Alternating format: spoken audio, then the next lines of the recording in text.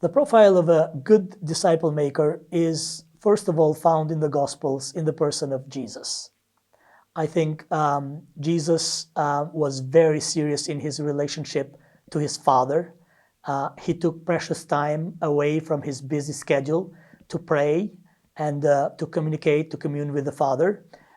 Then he also prayed and carefully selected, called people to himself to become his disciples. And then he gave a lot of time to them. He lived with the people he discipled for 3.5 years.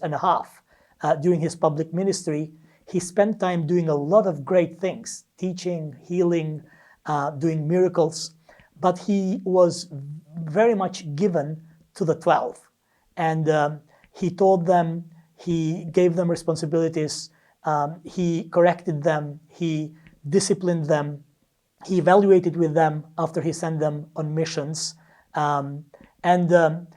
Eventually he basically gave his life for them.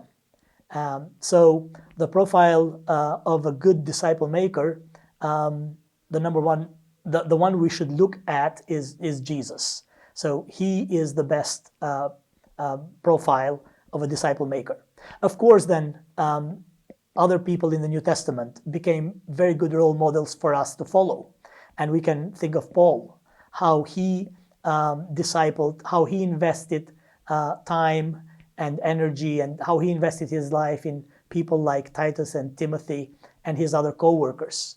And actually, he invested time in making disciples in the churches that he planted. And if we think of his epistles to the Thessalonians, he talks of his relationship with the Thessalonians. He loved them so much, like a mother likes her children and loves her children and takes care of her children.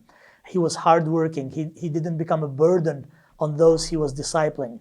He gave his all to those he was discipling.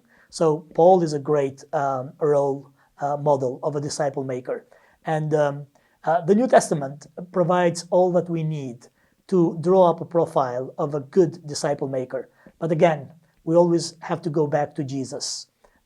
He tops every profile. He is the best example to follow in disciple making.